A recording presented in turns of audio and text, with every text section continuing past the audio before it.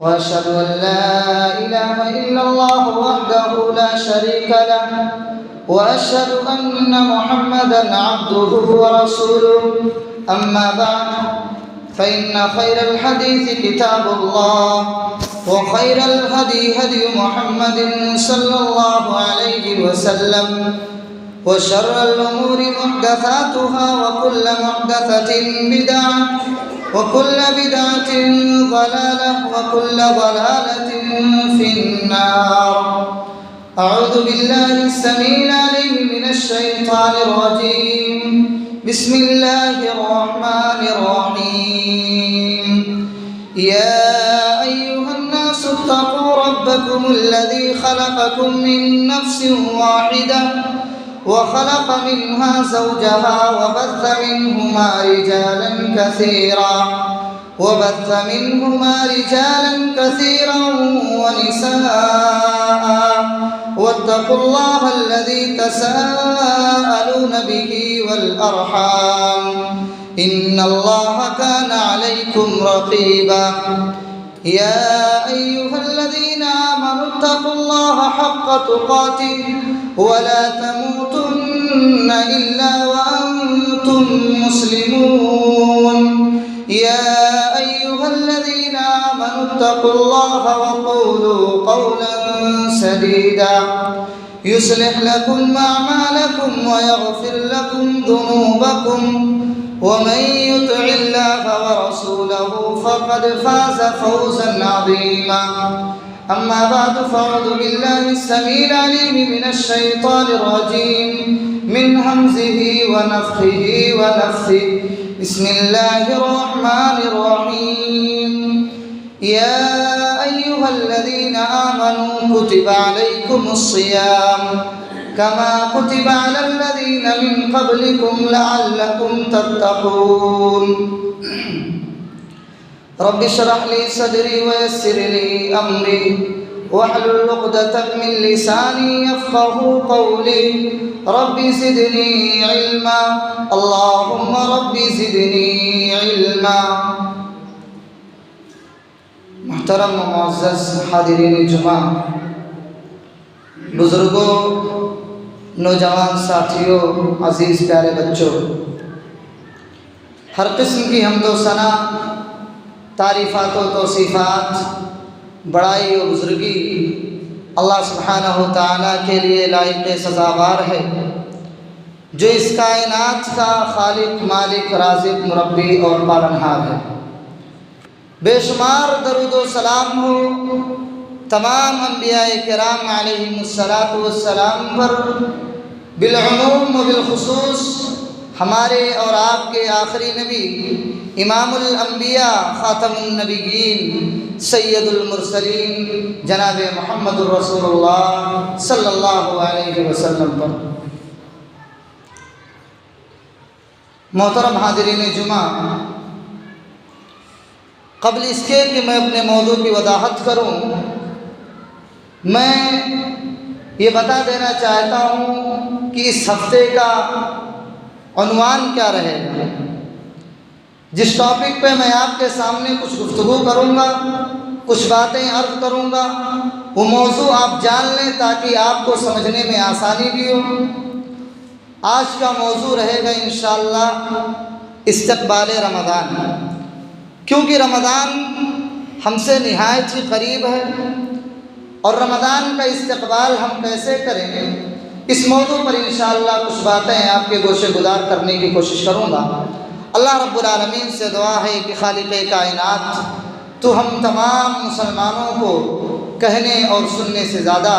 عمل کرنے کی توفیق عطا فرمائے، آمین یا رب العالمین۔ محترم بھائیوں، آپ ذرا اپنے ذہنوں کے اندر یہ تصور کریں کہ جب ہمارے گھروں کے اندر کوئی مہمان آتا ہے، ہمارے کسی خاص مہمان کی آمد ہوتی ہے، تو ہم اس کے لیے کس قدر تیاریاں کرتے ہیں، ہم اس کے لیے کس قدر تگودو کرتے ہیں، محنت و مشقت کرتے ہیں، ہم خود کی بھی صفائی کرتے ہیں، گھروں کی صفائی کرتے ہیں، اور اسی طریقے سے آنے والے مہمان کے لیے نہ جانے کون کون سے قسم کے پکوان تیار کرتے ہیں۔ یہ ہمارے ان مہمانوں کی آمد پر ہوتا ہے جو دنیاوی ہیں، جو دنیا کے لیے آتے ہیں، جو چند منٹوں کے لیے، چند لمحوں کے لیے ہمارے اور آپ کے گھروں میں تشریف لاتے ہیں، اور ہم اور آپ 2-4 دن پہلے، 1 ہفتہ پہلے سے ان کے آنے کی تیاری میں لگ جاتے ہیں، ان کے آنے کی تیاری میں مصروف ہو جاتے ہیں۔ میرے بھائیوں، یہ رمضان المبارک کا مہینہ یہ اللہ رب العالمین کی جانب سے بھیجا ہوا تحفہ ہے، یہ اللہ رب العالمین کی جانب سے بھیجا ہوا ایک عظیم مہمان ہے۔ اب ذرا تصور کریں، جب ہم دنیا کے مہمان کے لیے اس قدر تگودو کرتے ہیں، اس قدر تیاری کرتے ہیں، تو ہمیں رمضان المبارک کے لیے کس قدر تیاری کرنی چاہیے۔ میرے بھائیوں، رمضان کا یہ مقدس مہینہ ہمیں ہر سال میں ایک بار ملتا ہے، یہ بھی اللہ رب العالمین کی طرف سے ایک بڑا معزز مہمان ہے۔ میرے بھائیوں، ہمارے یہاں جب مہمان آتے ہیں تو ان کے لیے بے شمار محنتیں، مشقتیں ہم کرتے ہیں۔ اسی طریقے سے جب یہ رمضان ہمارے درمیان آتا ہے تو یہ رمضان اپنے ساتھ بے شمار خیر و برکات لے کر کے آتا ہے۔ ذرا تصور کریں کہ ہمارے معاشرے کے اندر اگر کوئی انسان حج کر لیتا ہے، کوئی عمرہ کر لیتا ہے، تو پورے گاؤں کے لوگ اس کے بارے میں جانتے ہیں کہ فلاں انسان حج کر کے آ گیا، فلاں انسان عمرہ کر کے آ گیا۔ لیکن جس انسان کو رمضان المبارک کا مہینہ ملتا ہے، رمضان کا مقدس مہینہ مل جاتا ہے، اس کے بارے میں کوئی یہ نہیں کہتا کہ یہ انسان بڑا عظیم انسان ہے، یہ انسان ایسا شخص ہے جس کو رمضان کا مہینہ ملا ہے، جس نے رمضان کے روزوں کو پایا ہے۔ میرے بھائیوں، کیوں؟ اس کی وجہ یہ ہے کہ ہم نے اور آپ نے رمضان المبارک کے مقدس مہینے کو، اس کے تقدس کو، اس کی عظمت کو، اس کے قدر و قیمت کو ہم نے سمجھا ہی نہیں۔ میرے بھائیوں اور دوستوں، غور کرنے کی ضرورت ہے کہ ہم خوش نصیب ہیں، ہمیں اپنے آپ کو خوش نصیب سمجھنا چاہیے کہ ہم بڑے خوش نصیب ہیں، اور انشاءاللہ ہم خوش نصیب رہیں گے اگر ایک اور رمضان ہماری زندگی میں آ گیا۔ جو رمضان آنے والا ہے اس کے لیے ہم دعا کریں اللہ رب العالمین سے کہ اللہ رب العالمین یہ رمضان ہمیں مل جائے۔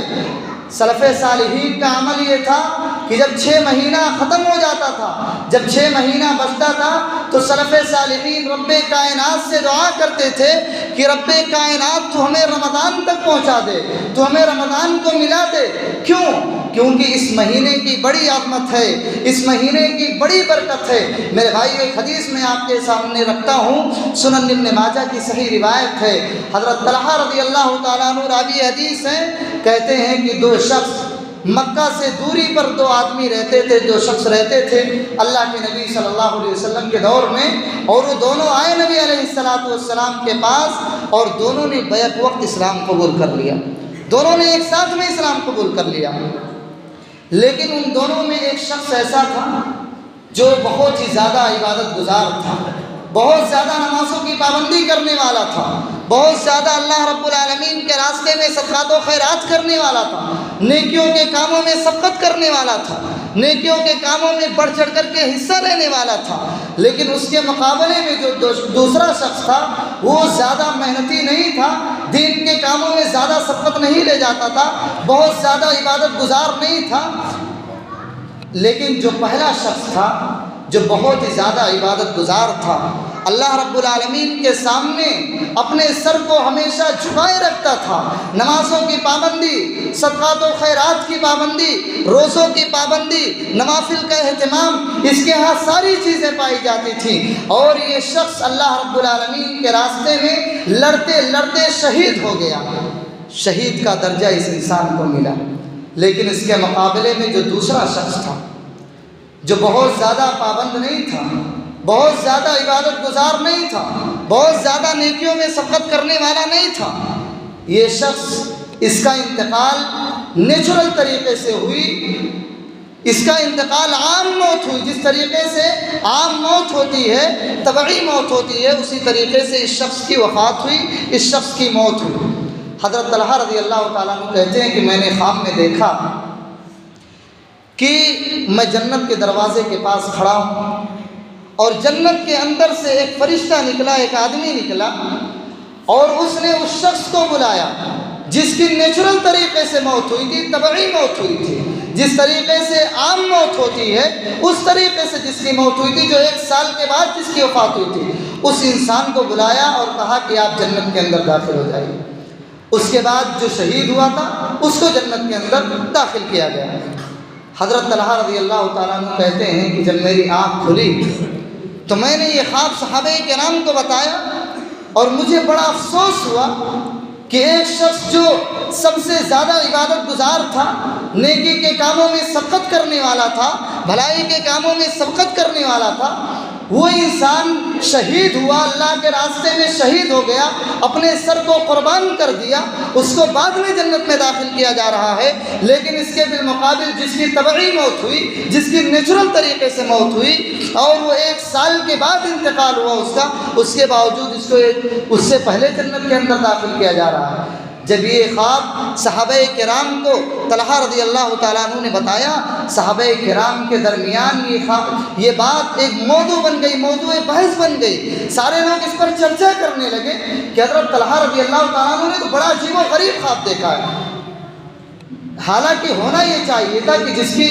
جو شہید ہوا ہے اس کو پہلے جنت کے اندر داخل کیا جائے، کیونکہ اس کا مقام اور زیادہ بلند ہونا چاہیے، اس کا مقام اور زیادہ، وہ عظمت کے لائق اور زیادہ ہونا چاہیے۔ لیکن یہاں تو معاملہ الٹا ہے۔ صحابہ کرام تعجب میں پڑ گئے، حیران ہو گئے، پریشان ہو گئے۔ پھر یہ بات پہنچتے پہنچتے پیارے نبی جناب محمد الرسول اللہ صلی اللہ علیہ وسلم تک ایک بات پہنچی، تو اللہ کے نبی صلی اللہ علیہ وسلم نے فرمایا، میرے صحابہ تمہیں تعجب کس بات پر ہے،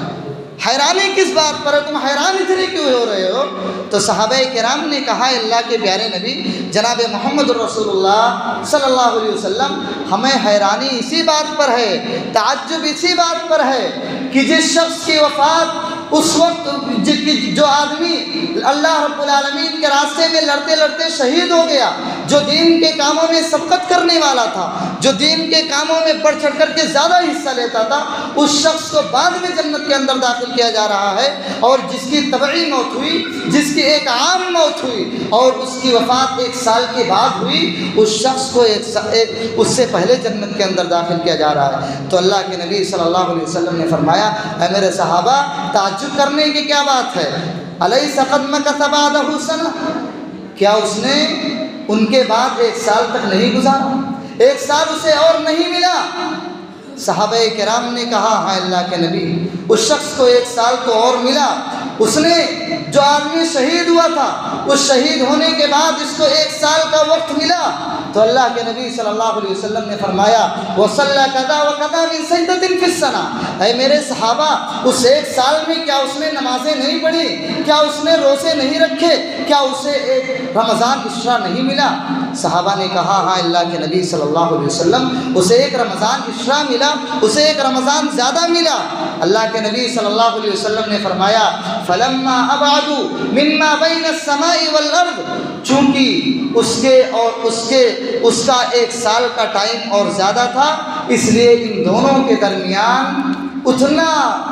فرق ہے جتنا فرق زمین و آسمان کے درمیان ہے۔ ان دونوں کے درجوں کے اندر اتنا فرق ہے جتنا زمین و آسمان کے درمیان ہے۔ کیوں؟ اس لیے کہ اس کو 1 سال کا رمضان ملا، اس نے رمضان گزارا، رمضان کے روزے رکھے، نوافل کا اہتمام کیا، اس نے لیلۃ القدر کی رات کو پایا، اس نے تراویح پڑھی، ان چیزوں کا اس نے اہتمام کیا۔ یہ رمضان کی برکت تھی، یہ رمضان کا مقام تھا کہ جس کی وجہ سے جس صحابی کو طبعی موت ہوئی تھی، نیچرل طریقے سے موت ہوئی تھی، اس صحابی کو شہید ہونے والے صحابی سے پہلے جنت کے اندر داخل کیا گیا۔ میرے بھائیو، ہم اور آپ خوش نصیب ہیں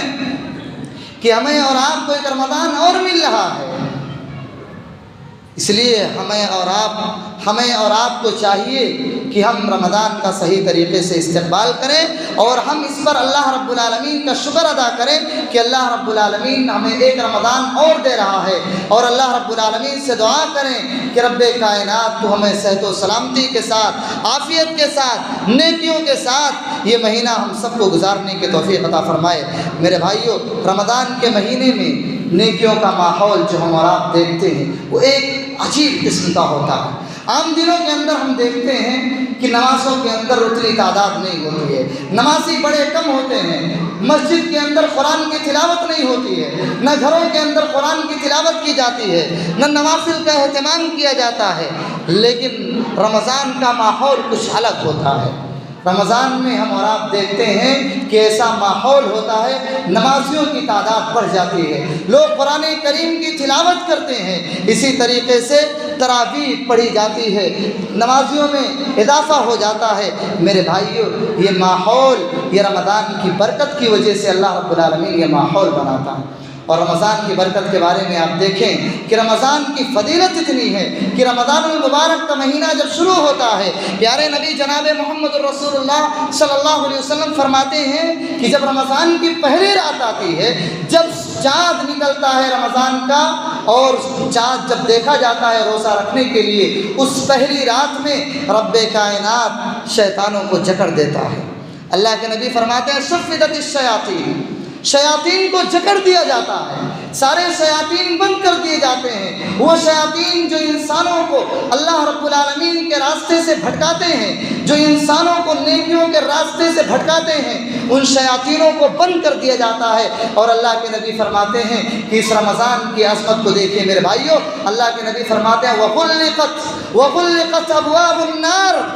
جہنم کے سارے دروازے بند کر دیے جاتے ہیں، جہنم کا سارا دروازہ بند کر دیا جاتا ہے، ایک بھی دروازہ اللہ کے نبی فرماتے ہیں کہ نہیں کھلا رہتا ہے۔ اور اسی طریقے سے وَفُتِحَتْ أَبْوَابُ الْجَنَّةِ، اور جنت کے سارے دروازے کھول دیے جاتے ہیں، جنت کے سارے دروازوں کو کھول دیا جاتا ہے۔ وَلَمْ يُفْتَحْ مِنْهَا بَابٌ، اور اس میں سے کوئی بھی دروازہ بند نہیں رہتا ہے۔ میرے بھائیو، یہ رمضان کی عظمت ہے، یہ رمضان کا تقدس ہے، یہ رمضان کی فضیلت ہے کہ رمضان کے آنے سے اللہ رب العالمین شیاطین کو جکڑ دیتا ہے، جنت کے دروازے کھول دیتا ہے۔ اور اللہ کے نبی صلی اللہ علیہ وسلم فرماتے ہیں کہ ایک پکارنے والا پکارتا ہے، اللہ رب العالمین کے حکم سے یہ ندا دیتا ہے، یہ آواز دیتا ہے، یا باغی الخیر اقبل، یا باغی الخیر اقبل، اے خیر کے طلبگار، اے نیکی کرنے والے، اے بھلائی کے کاموں میں آگے رہنے والے، اے اللہ رب العالمین کے راستے میں نیکی کے عمل کرنے والے، اللہ کو راضی کرنے والے، اعمال کرنے والے، تو آگے بڑھ، یہ تیرا مہینہ ہے، تو زیادہ سے زیادہ اللہ کی عبادت کر۔ اور اسی طریقے سے وہ فرشتہ پکارتا ہے، یا باغی الشر اقصر، اور اے برائی کے طلبگار، اے اللہ کے نافرمان، اے اللہ کو اے وہ شخص جو اللہ رب العالمین کے راستے سے تو دوسروں کو روکتا ہے، برائی کی طرف تو آمادہ ہوتا ہے، برائی کے کاموں کو کرتا ہے، تو اپنے برائی کے کاموں کو اس مہینے میں اپنے برائی کے کاموں سے باز آ جائے۔ میرے بھائیوں، یہ اس کے بعد اللہ کے نبی فرماتے ہیں کہ اللہ رب العالمین کی طرف سے پکارنے والا جب پکارتا ہے، اس کے بعد اللہ کے نبی فرماتے ہیں کہ جب رمضان المبارک کی رات آتی ہے تو ہر رات اللہ رب العالمین اپنے بہت سارے بندوں کو جہنم سے آزاد کر دیتا ہے۔ اللہ کے نبی فرماتے ہیں وَلِلَّهِ عُتَقَاءُ مِنَ النَّارِ، اور اللہ رب العالمین بہت سارے بندے ایسے ہوتے ہیں کہ ان کا نام لکھ دیتا ہے، ان کا نام طے کر دیتا ہے کہ اس رمضان میں اتنے لوگ آزاد کر دیے جائیں گے، اس رمضان میں اتنے لوگوں کو جہنم سے آزادی مل جائے گی اور جنت کا پروانہ دے دیا جائے گا، انہیں جنت کے اندر داخل کر دیا جائے گا۔ اور یہ صرف ایک رات میں نہیں ہوتا ہے میرے بھائیوں، اللہ کے نبی فرماتے ہیں وَذَلِكَ كُلُّ لَيْلَةٍ، ایسا اللہ رب العالمین ہر رات کرتا ہے، ہر رات میں اللہ رب العالمین اپنے بہت سارے گنہگار بندوں کو، جہنمی بندوں کو، جو مومن ہوتے ہیں، مسلمان ہوتے ہیں، ایمان والے ہوتے ہیں، ان کو آزاد کر کے انہیں جنت کے اندر داخل کرتا ہے۔ میرے بھائیوں، رمضان المبارک کا مہینہ آ رہا ہے، ہمیں اس کا استقبال کرنا ہے۔ ہم کیسے اس کا استقبال کریں؟ ہم کون سا ایسا عمل کریں جس کی وجہ سے ہمارا رمضان صحیح معنوں میں گزر جائے اور اس مہینے کا حق ادا ہو جائے؟ تو اس کے لیے چند پوائنٹس آپ کے سامنے میں رکھنے کی کوشش کروں گا، جس کے ذریعے سے ہم رمضان المبارک کا صحیح معنوں میں استقبال کر سکتے ہیں۔ پہلا پوائنٹ یہ ہے رمضان کا استقبال کرنے کے لیے کہ رمضان کے آنے سے پہلے ہم توبہ استغفار کر لیں۔ ہم اپنے گناہوں کی معافی مانگ لیں، اپنے گناہوں کی معافی تلافی رب کائنات سے کر لیں، زیادہ سے زیادہ اللہ رب العالمین کے سامنے روئیں، گڑ گڑائیں، کیونکہ میرے بھائیوں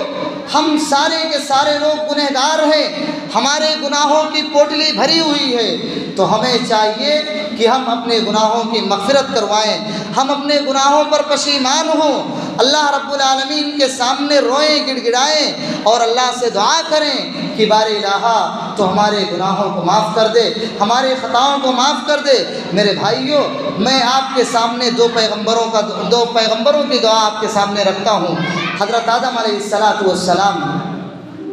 جو پوری انسانیت کے باپ ہیں، جب اللہ رب العالمین نے انہیں جنت میں ایک درخت کے پاس جانے سے منع کیا تھا کہ اے آدم اور حوا تم جنت میں اس درخت کے قریب مت جانا اور اس کے پھل کو مت کھانا، لیکن معاملہ یہ ہوا کہ شیطان کے بہکاوے میں آ کر کے جب حضرت آدم علیہ السلام اور ان کی بیوی حوا علیہ السلام جب ان دونوں نے اس درخت کے پھل کو کھا لیا جس پھل کو کھانے سے رب کائنات نے منع کیا تھا، تو اللہ رب العالمین نے انہیں جنت سے نکال دیا۔ ان سے بھی غلطی ہوئی، لیکن غلطی ہونے کے بعد وہ اس پر ڈٹے نہیں رہے، بلکہ انہوں نے اپنے پروردگار سے دعا کی۔ کیا دعا کہ میرے بھائیوں ان الفاظ پر غور کریں۔ حضرت آدم علیہ السلام نے کہا ربنا ظلمنا انفسنا، اے ہمارے پروردگار ہم نے اپنے آپ پر ظلم کیا ہے، ہم نے اپنے نفسوں پر ظلم کیا ہے، وَإِن لَّمْ تَغْفِرْ لَنَا، اگر تو نے ہمیں معاف نہیں کیا، اگر تو نے ہماری مغفرت نہیں کی، اگر تو نے ہمیں نہیں بخشا، وَتَرْحَمْنَا، رب کائنات اگر تو نے ہم پر رحم نہیں کیا، اگر تو نے ہم پر اپنی رحمتوں کا نزول نہیں کیا، لَنَكُونَنَّ مِنَ الْخَاسِرِينَ، پروردگارا ہم خسارہ اٹھانے والوں میں سے ہو جائیں گے، رب کائنات ہم ظالموں میں سے ہو جائیں گے۔ حضرت آدم علیہ السلام سے خطا ہوئی۔ آدم علیہ السلام نے اپنے گناہوں پر پشیمان ہو کر کے رب کائنات کے سامنے اپنے ہاتھ کو اٹھایا، اللہ رب العالمین سے معافی مانگی اور اللہ رب العالمین نے انہیں معاف بھی کر دیا۔ تو ہمیں اور آپ کو بھی چاہیے کہ ہم بھی اللہ رب العالمین سے توبہ کریں، استغفار کریں، اپنے گناہوں کی معافی تلافی کریں۔ اسی طریقے سے آپ یوسف علیہ السلام کا واقعہ دیکھیں قرآن کریم کے اندر کہ جب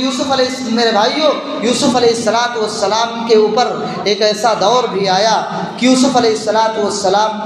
کے پاس دو راستے تھے۔ جب آپ کو آزمایا گیا آپ کے پاس دو راستے تھے۔ ایک راستہ یہ تھا کہ عزیز مصر کی بیوی آپ کو گناہوں کی طرف بلا رہی ہے، گناہوں کی طرف دعوت دے رہی ہے، بدکاری کی طرف دعوت دے رہی ہے، برائیوں کی طرف بلا رہی ہے، اور وہاں کی خواتین، وہاں کی عورتیں آپ کے ساتھ غلط کام کرنا چاہتی ہیں۔ اور یوسف علیہ السلام کے پاس دوسرا راستہ یہ تھا۔ پہلا راستہ یہ تھا یا تو وہ ان کے ساتھ بدکاری کر لیں، بدفعلی کر لیں، یا دوسرا راستہ یہ تھا کہ وہ اپنے آپ کو جیل کے اندر ڈال دے، قید خانے کے اندر ڈال دے، بغیر کسی جرم کے، بغیر کسی گناہ کے۔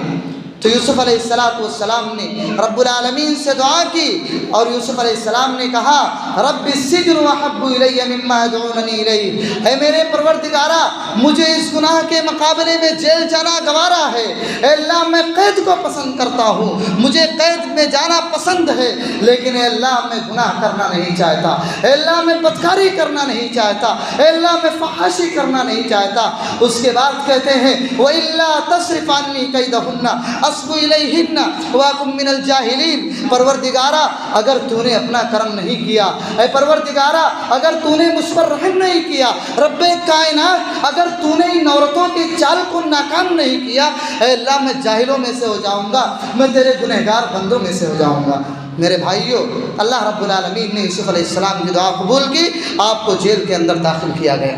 تو ہم اور آپ بھی اگر صحیح معنوں میں سچے دل سے اگر اللہ رب العالمین سے دعا مانگیں گے، رب کائنات ہماری دعاؤں کو معاف کر دے گا۔ ایسا نہیں کہ آج ہم دعا مانگ رہے ہیں، ہم اپنے گناہوں کی معافی تلافی کروا رہے ہیں، لیکن رمضان کے ختم ہوتے ہی ہم پھر اپنے اسی چال پر آ جائیں، جس طریقے سے جو رفتار بے ڈھنگی ہماری پہلے تھی اسی طریقے سے ہم پھر اپنا رفتار بنا لیں۔ اس طریقے سے نہیں ہونا چاہیے میرے بھائیوں۔ ہم دعا کریں تو یہ عزم کر کے دعا کریں کہ اللہ اب ہم کبھی گناہ نہیں کریں گے. ہم انسان ہیں, ہم سے خطائیں ہوتی ہیں, لیکن ہمارا یہ عزم مصمم ہونا چاہیے کہ اب ہم اس طریقے سے غلطی نہیں کریں گے, خطائیں نہیں کریں گے. یہ سوچ کر کے ہم اللہ رب العالمین سے دعا مانگیں, سچے دل سے دعا مانگیں. اگر ہم سچے دل سے دعا مانگیں گے تو اللہ رب العالمین ہماری دعاؤں کو قبول فرمائے گا.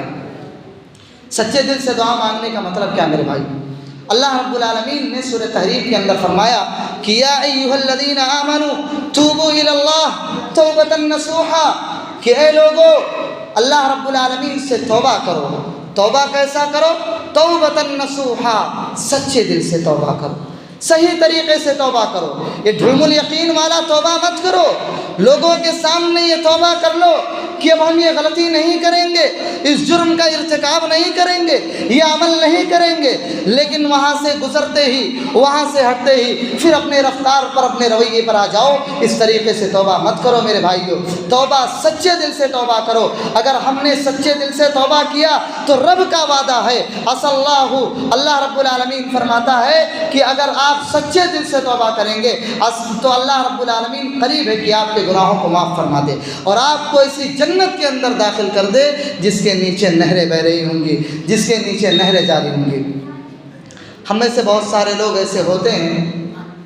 کہ وہ سوچتے ہیں کہ ہم نے اتنے بڑے بڑے گناہ کر لیے, اتنی بڑی بڑی خطائیں کر لیں, اب اللہ ہمیں معاف نہیں کرے گا, اب ہم جو جی میں آئے جو کریں. نہیں میرے بھائیو, ہمیں ہرگز مایوس ہونے کی ضرورت نہیں ہے. رب کا فرمان ہے قل یا عبادی الذین اسرفوا علی انفسہم, اے نبی آپ کہہ دیجئے میرے ان بندوں سے جو اپنے آپ پر ظلم کرتے ہیں, جو گناہ کے کام کرتے ہیں, ان سے کہہ دیجئے لا تقنطوا من رحمت اللہ, کہ اللہ کی رحمت سے نا امید مت ہونا, اللہ کی رحمت سے مایوس مت ہونا. ان اللہ یغفر الذنوب جميعا. اگر آپ نے سچی توبہ کی, اگر آپ نے صحیح معنوں میں توبہ کیا تو یاد رکھو اللہ رب العالمین آپ کے تمام گناہوں کو معاف فرما دے گا, اللہ رب العالمین آپ کے تمام خطاؤں کو معاف فرما دے گا. میرے بھائیو, اسی طریقے سے سورہ نساء کے اندر اللہ رب العالمین نے فرمایا کہ وَمَن يَعْمَلْ سُوءًا أَوْ يَظْلِمْ نَفْسَهُ ثُمَّ يَسْتَغْفِرِ اللَّهَ يَجِدِ اللَّهَ تَوَّابًا رَحِيمًا, کہ جو اپنی جان کے اوپر ظلم کرے یا کوئی غلط کام کرے پھر اللہ رب العالمین کی بارگاہ میں توبہ کرے تو اللہ رب العالمین اس کی توبہ کو قبول کرنے والا ہے. وہ اللہ رب العالمین کو تواب الرحیم پائے گا, بہت زیادہ توبہ قبول کرنے والا پائے گا. اس لیے میرے بھائیوں, ضرورت اس بات کی ہے کہ ہم اور آپ صحیح معنوں میں سچے دل سے توبہ کریں, اپنے گناہوں کی معافی اللہ رب العالمین سے کروائیں. اسی طریقے سے میرے بھائیوں, دوسرا کام یہ ہے کہ رمضان المبارک کا مہینہ آنے والا ہے. چند دنوں کے اندر رمضان کا مہینہ ہمارے اوپر سایہ فگن ہونے والا ہے, تو ہمیں چاہیے کہ رمضان میں جو اعمال انجام دیے جاتے ہیں, مثال کے طور پر روزہ رکھا جاتا ہے, تراویح پڑھی جاتی ہے, قیام اللیل کیا جاتا ہے, اعتکاف کیا جاتا ہے, اسی طریقے سے صدقۃ الفطر کے مسائل ہیں اور نماز عید الفطر کے مسائل ہیں. تو یہ جو سارے موٹے موٹے مسائل ہیں, ہمیں اور آپ کو رمضان المبارک کے آنے سے پہلے ان مسائل کو جان لینا چاہیے, ان مسائل کو سیکھ لینا چاہیے. میرے بھائیوں, صرف علماء پر ضروری نہیں ہے, صرف عالم پر ضروری نہیں ہے کہ انہیں کو سارے مسئلے معلوم ہوں. روزہ کیسے ٹوٹتا ہے, کس طریقے سے ٹوٹتا ہے, اس کے شرائط کیا ہیں, یہ ساری چیزیں, موٹے موٹے مسائل جو ہیں, یہ چیزیں تو ہمیں اور آپ کو آنا چاہیے, کیونکہ اللہ کے نبی نے تو فرمایا ہے طلب العلم فریضۃ علی کل مسلم, کہ اسلام کہ دین کا سیکھنا یعنی دین کے کم سے کم بنیادی چیزوں کو سیکھنا یہ ہر مسلمان پر فرض ہے. تو جو بنیادی چیزیں ہیں, جو موٹے موٹے مسائل ہیں جن کا جاننا ہمارے اور آپ کے لیے ضروری ہے, ان مسائل کو ہم جان لیں. اور الحمدللہ آج کتابیں بھی موجود ہیں, رمضان کے مسائل کے اوپر پتلی پتلی کتابیں ہیں. اگر آپ پڑھنا جانتے ہیں ان کتابوں کو لیجئے, اگر پڑھنا نہیں جانتے, آپ کے پاس موبائل ہے, ہر شخص سوشل میڈیا کا استعمال کرتا ہے, کم سے کم آپ کسی مستند عالم دین کی تقریر کو سن لیں, اس کے بیانات کو سن لیں کہ رمضان کے مسائل کیا ہیں, روزہ کیسے ٹوٹتا ہے, صدقۃ الفطر کے مسائل کیا ہیں, لیلۃ القدر میں کیا ہوتا ہے, اور اسی طریقے سے عید الفطر کے مسائل کیا ہیں. یہ موٹے موٹے مسائل میرے بھائیوں اور دوستوں ہمیں اور آپ کو چاہیے کہ ہم سیکھیں, یا تو کتابوں کے ذریعے سے سیکھیں یا اسی طریقے سے جو مستند عالم دین ہیں ان کے بیانات سے ہم ان چیزوں کو سیکھیں. اسی طریقے سے تیسرا کام یہ ہے کہ رمضان کا مہینہ یہ اللہ رب العالمین کی طرف سے ایک عظیم تحفہ ہے۔ اس مہینے کو ہم فضول کاموں میں نہ گزاریں، اس مہینے کو ہم غلط کاموں میں نہ گزاریں، یوں ہی فضول کاموں میں اپنے وقت کو برباد نہ کریں۔ ہمارے بہت سارے بھائی ایسے ہیں جو سوشل میڈیا کا استعمال کرتے ہیں، فیس بک، یوٹیوب، ٹویٹر اور نہ جانے کون کون سے ایپ آج لانچ ہو گئے ہیں، اور انہی ایپوں کے اندر وہ مست رہتے ہیں۔ رمضان المبارک کے مہینے میں خصوصی طور پر جب ان کا ٹائم پاس نہیں ہوتا ہے تو اسی سوشل میڈیا پر رہ کر کے اپنے وقت کو، اپنے ٹائم کو برباد کرتے ہیں، اپنا وقت پاس کرتے ہیں۔ میرے بھائیوں، یہ رمضان المبارک کی ناقدری ہے، کیونکہ اللہ رب العالمین ہمیں اتنا عظیم مہینہ دے رہا ہے جس کا ایک ایک لمحہ، ایک ایک منٹ، ایک ایک وقت اتنا زیادہ قیمتی ہے، اور ان اوقات کو ہم غلط کاموں میں استعمال کریں۔ ویسے تو کسی بھی مہینے میں ہمیں اپنے وقت کو ضائع نہیں کرنا چاہیے، لیکن کہتے ہیں کہ شراب کا پینا غلط ہے، اور مسجد کے اندر شراب پینا غلط در غلط ہے۔ اسی طریقے سے عام دنوں میں بھی یہ غلط ہے، لیکن اگر ہم رمضان المبارک کے مہینے میں اپنے موبائل کا غلط استعمال کریں گے تو یہ اور زیادہ غلط ہے، اور زیادہ آپ گنہگار ہوں گے۔ اس لیے ضرورت اس بات کی ہے کہ اگر ہمارا کوئی بھائی اگر اس طریقے سے ہے جو اپنے وقت کو ٹائم پاس کرنے کے لیے اپنے موبائل میں گیم وغیرہ کھیلتے رہتے ہیں، عام طور پر یہ دیکھا جاتا ہے کہ دن بھر لوگ گیم کھیلتے رہتے ہیں، لوڈو کھیلتے رہتے ہیں، اور بھی نہ جانے کون کون سے گیم نکل گئے ہیں، ان کو کھیلتے رہتے ہیں تاکہ ٹائم پاس ہو جائے، وقت پاس ہو جائے۔ میرے بھائی، ان چیزوں سے اجتناب کیجیے، ان چیزوں سے بچیے۔ یہ مبارک مہینہ جو ہمارے اور آپ کے پاس آ رہا ہے، اس مہینے کا صحیح معنوں میں خیر مقدم کیجیے اور اس کا صحیح استعمال کیجیے۔ اسی طریقے سے ایک چوتھی چیز یہ ہے کہ رمضان المبارک کے مہینے میں زیادہ سے زیادہ قرآن کریم کی تلاوت کیجیے، زیادہ سے زیادہ قرآن کریم کو پڑھیے، کیونکہ اس رمضان المبارک کے مہینے میں اللہ کے نبی صلی اللہ علیہ وسلم فرماتے ہیں کہ جو انسان ایک حرف پڑھتا ہے اسے 70 گنا اجر دیا جاتا ہے۔ اللہ کے نبی فرماتے ہیں کہ الف لام میم، یہ الف لام میم یہ ایک حرف نہیں ہے، بلکہ الف ایک حرف ہے، لام ایک حرف ہے، میم ایک حرف ہے، یہ 3 حرف ہیں۔ اگر انسان صحیح معنوں میں اللہ کو راضی کرنے کے لیے اگر یہ انسان پڑھتا ہے تو میرے بھائیوں اس انسان کو 70 گنا اجر دیا جاتا ہے۔ 10 گنا سے لے کر 70 گنا تک اس انسان کے ثواب میں، اس انسان کے اجر میں اضافہ کر دیا جاتا ہے۔ اس لیے ضرورت اس بات کی ہے کہ زیادہ سے زیادہ قرآن کریم کی تلاوت کریں، زیادہ سے زیادہ قرآن کریم کو پڑھیں، کیونکہ یہی وہ قرآن ہے کل قیامت کے دن یہ ہمارے اور آپ کے لیے شفاعت کا ذریعہ بنے گا۔ میرے بھائیوں، جب ہم دنیا کے اندر کسی کیس میں پھنس جاتے ہیں، کسی معاملے میں پھنس جاتے ہیں، تو ہمارا حال یہ ہوتا ہے کہ اگر ہمارے بارے میں کوئی گواہی دینا چاہتا ہے، کوئی انسان ہم ڈھونڈتے ہیں کہ کوئی آئے اور ہماری رہائی کروا دے، ہمارے بارے میں کوئی ایسی بات بتا دے جس کی وجہ سے ہم قید سے آزاد ہو جائیں، ہم جیل سے آزاد ہو جائیں۔ میرے بھائیوں، کل قیامت کے دن اگر کسی جرم کی وجہ سے ہمیں قیامت کے دن پکڑا گیا تو میرے بھائیوں اگر ہم نے قرآن کریم کی تلاوت کی ہوگی، اگر ہم نے قرآن کریم کو پڑھا ہوگا تو یہ قرآن کل قیامت کے دن ہماری اور آپ کی شفاعت اللہ رب العالمین سے کروائے گا۔ اللہ کے پیارے نبی جناب محمد رسول اللہ صلی اللہ علیہ وسلم نے فرمایا کہ اقرأ القرآن، کہ اے لوگوں قرآن کریم کی تلاوت کرو، قرآن کریم کو پڑھو، فإنه یأتی یوم القیامت شفیعا لأصحابہ، کیونکہ یہ قرآن قیامت کے دن اپنے پڑھنے والوں کے لیے شفاعت کرے گا۔ اپنے پڑھنے والوں کے حق میں اللہ رب العالمین سے کہے گا پروردگارا یہ رات میں جاگ کر کے قرآن کو پڑھتا تھا، پروردگارا یہ رات میں جاگ کر کے قرآن کریم کی تلاوت کرتا تھا، اے اللہ تو اس کی مغفرت فرما دے، اے اللہ تو اسے جنت کے اندر داخل کر دے۔ یہ قرآن ہمارے لیے سفارشی بن جائے گا میرے بھائیوں۔ اس لیے ضرورت اس بات کی ہے کہ زیادہ سے زیادہ قرآن کریم کی تلاوت کرو۔ اسی طریقے سے رمضان المبارک میں ایک کام ہمیں اور آپ کو یہ کرنا ہے کہ رمضان کے مہینے میں ہم اور آپ بھوکے رہتے ہیں، دن بھر بھوکے رہتے ہیں، اور ہمارے بہت سارے بھائی ایسے ہوتے ہیں جن کو عام دنوں کے اندر کھانا نہیں ملتا، غریب ہوتے ہیں، نادار ہوتے ہیں، کمزور ہوتے ہیں۔ یہ رمضان ہمیں احساس دلاتا ہے کہ جس طریقے سے آج تم بھوکے ہو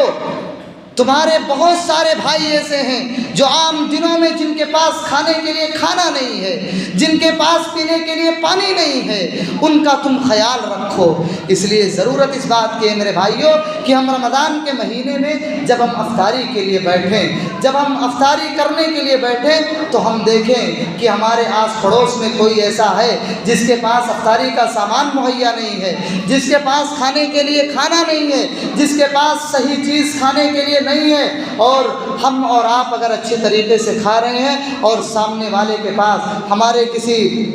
رشتہ دار کے پاس یا پڑوسی کے پاس یا گھر کے آزو بازو میں اگر کوئی ایسا نادار ہے تو ہم اس کا خیال رکھیں، ہم اس کو بھی افطاری کرائیں، کیونکہ جو انسان کسی شخص کو افطاری کراتا ہے تو اس کو اسی کے مثل اجر ملتا ہے۔ لیکن ایک بدعت تو ہمارے ہاں یہ ایجاد ہو گیا ہے کہ بہت سارے لوگ ایسے ہوتے ہیں جو رمضان المبارک میں ایک مرتبہ صرف دکھانے کے لیے کہ ہاں بھائی فلاں آدمی ہے جس نے پورے گاؤں کے لوگوں کو یا اپنے خاندان کے لوگوں کو بلا کر کے افطاری کرایا ہے تاکہ اس کی واہ واہی ہو جائے۔ اللہ برکت دے اگر وہ انسان صحیح معنوں میں اگر اللہ رب العالمین کو راضی کرنے کے لیے کرا رہا ہے، لیکن عام طور پر بہت سارے لوگوں کا حال یہ ہوتا ہے کہ لوگ دکھانے کے لیے، چل بھائی لوگوں کو پتہ چل جائے کہ ہاں میں نے افطاری کرایا ہے، لوگوں کو پتہ چل جائے کہ ہاں بھائی ان کے یہاں گئے تھے افطاری کرنے، بڑا اچھا لگا، بڑا اچھا انتظام کیا۔ نہیں میرے بھائیوں، آپ ایک آدمی کو افطاری کراؤ، لیکن روزانہ کم سے کم یہ معمول بناؤ کہ جب آپ افطاری کرنے کے لیے بیٹھو تو کسی ایک آدمی کو ہی افطاری کراؤ، لیکن کراؤ، کیونکہ اس سے بہت ہی زیادہ آپ کو بھی اجر و ثواب ملے گا۔ اللہ کے نبی صلی اللہ علیہ وسلم فرماتے ہیں من فطر صائما کان له مثل اجر صومه، کہ جو انسان کسی شخص کو افطاری کراتا ہے تو اللہ کے نبی صلی اللہ علیہ وسلم فرماتے ہیں کہ اس کو اسی کے مثل اجر ملتا ہے، جتنا اس کو ملتا ہے جو افطاری کرنے والا ہے اتنا افطاری کرانے والے کو بھی اجر ملتا ہے۔ اب کوئی یہ نہ سوچے کہ جو انسان کسی کے یہاں افطاری کرنے کے لیے جس کو بلایا جا رہا ہے تو یہ سوچے ہمارے اجر میں کمی کر دی جائے گی، کیونکہ سامنے والا دوسرا انسان افطاری کرا رہا ہے اور سامنے والا سمجھے کہ ہمارے اجر میں کمی کر دی جائے گی اگر ہم دوسرے کے افطاری کرنے گئے۔ نہیں میرے بھائیوں، اللہ کے نبی نے فرمایا ولا ينقص من اجره شيء، اس کے بھی نیکیوں میں سے کچھ بھی کمی نہیں کی جائے گی، اس کو بھی اتنا ہی اجر ملے گا جتنا اجر افطاری کرنے والے کو ملے گا۔ یہ چند باتیں تھیں، باتیں بہت ساری ہیں لیکن بات کرنے کا موقع نہیں ہے۔ اللہ رب العالمین سے دعا ہے کہ بار الہ تو انہی چند باتوں پر ہم تمام مسلمانوں کو کہنے اور سننے سے زیادہ عمل کی توفیق عطا فرمائے۔ بار الہ تو ہم تمام مسلمانوں کو صحیح معنوں میں